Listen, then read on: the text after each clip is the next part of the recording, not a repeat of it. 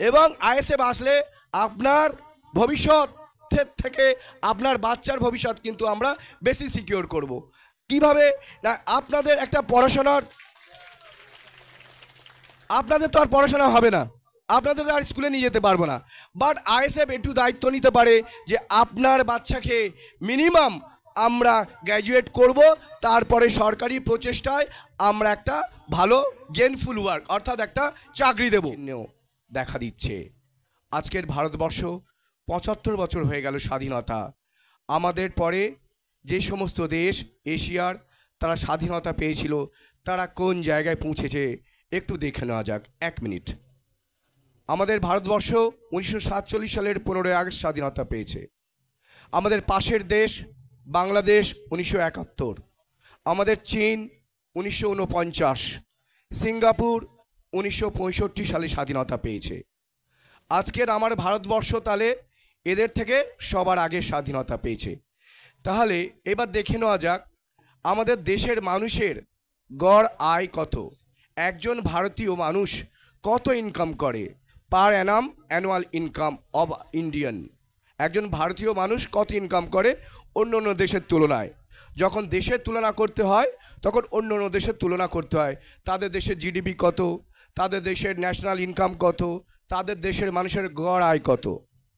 আজকের আমার ভারতবর্ষের জাতীয় আয় এবং সেই আয়টাকে সমস্ত জনগণকে দিয়ে ভাগ করলে হয় মাথা পিছু আয়। তাহলে একজন ভারতীয় ইনকাম করে ১,১৩,০০০, বাংলাদেশের মানুষ ইনকাম করে ১,২৫,০০০, চায়নার একজন মানুষ ইনকাম করে বৎসরে ১২ লক্ষ টাকা, সিঙ্গাপুরের একজন মানুষ ইনকাম করে বছরে ৬৫ লক্ষ টাকা। আজকের ভারতের একজন মানুষ ইনকাম করে ১,১৩,০০০। এর দ্বারাই বোঝা যায় ভারতবর্ষ যখন স্বাধীনতা পেয়েছিল তারপরে ঠিকঠাকভাবে দেশ কোনো সরকার চালাতে পারেনি। না পেরেছে কংগ্রেস সরকার, না পেরেছে যুক্তফ্রন্ট, না পেরেছে আদার্স গভর্নমেন্ট। তারা কিন্তু আমাদের ভারতের জাতীয় আয় বা মানুষের আয় বৃদ্ধি করতে পারেনি। সে জায়গায় অন্য অন্য দেশ যারা স্বাধীনতা পেয়েছিল আমাদের পরে তারা কিন্তু অনেক এগিয়ে গেছে। তাহলে সমস্যাটা কোথায়? ভারতের প্রতিটি মানুষের যদি আয় না বৃদ্ধি হয় তারা সম্মানের সাথে বেঁচে থাকতে পারবে না। আয় হচ্ছে মূল চাবিকাঠি।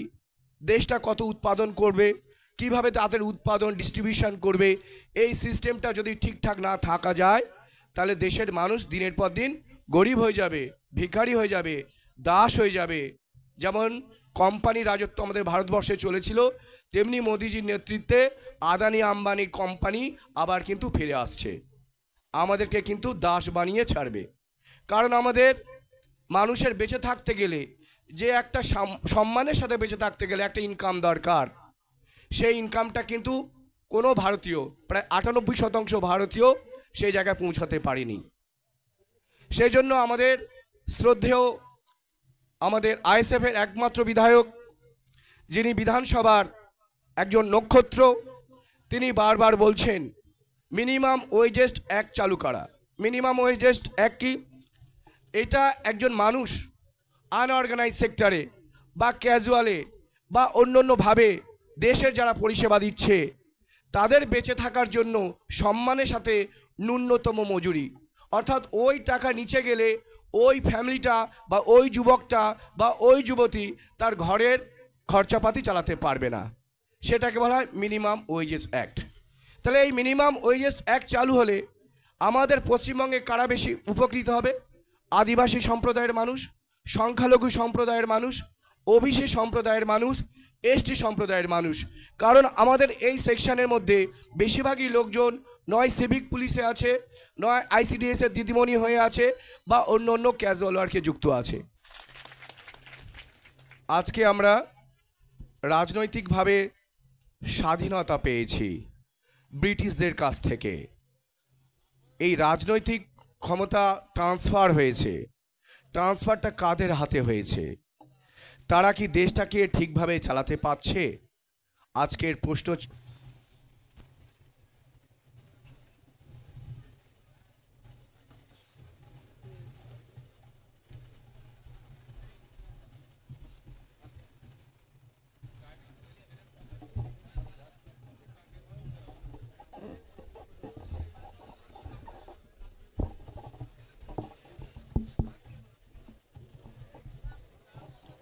আজকের এই মহতী কর্মী সভায় উপস্থিত আমাদের এই জয়নগর লোকসভার দূর দূরান্তের বিভিন্ন বুথ থেকে, অঞ্চল থেকে, ব্লক থেকে আগত কর্মীবৃন্দ, আমাদের মঞ্চে আমাদের কমিটির সদস্যরা, আমাদের দলের প্রাণপ্রিয় সর্বোচ্চ নেতৃত্ব পীরজাদা নওশাদ সিদ্দিকী, আমাদের সবার ছোট ভাই, সবাইকে আন্তরিক ভালোবাসা শুভেচ্ছা জানিয়ে আমি আপনাদের সম্মুখে কিছু টেকনিক্যাল বিষয়ে আলোচনা করাবো। একটু ধৈর্য ধরে শুনবেন। তার আগে আমি একটু আপনাদের জিজ্ঞেস করব, আপনারা একটু হাত তুলে সহমত জানাবেন। কুলতলি থেকে কারা কারা এসছেন একটু হাত তুলেন।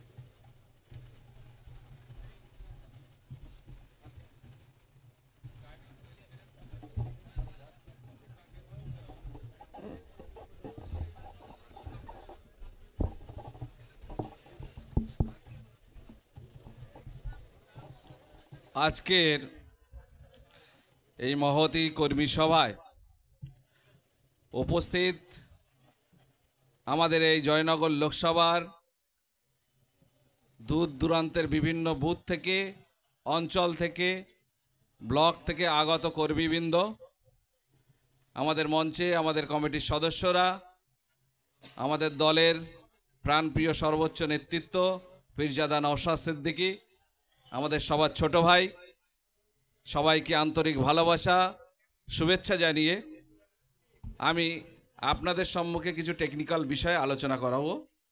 একটু ধৈর্য ধরে শুনবেন। তার আগে আমি একটু আপনাদের জিজ্ঞেস করব, আপনারা একটু হাত তুলে সহমত জানাবেন। কুলতলি থেকে কারা কারা এসছেন একটু হাত তুলেন। আজকে আমরা রাজনৈতিকভাবে স্বাধীনতা পেয়েছি ব্রিটিশদের কাছ থেকে। এই রাজনৈতিক ক্ষমতা ট্রান্সফার হয়েছে। ট্রান্সফারটা কাদের হাতে হয়েছে? তারা কি দেশটাকে ঠিকভাবে চালাতে পারছে? আজকের প্রশ্ন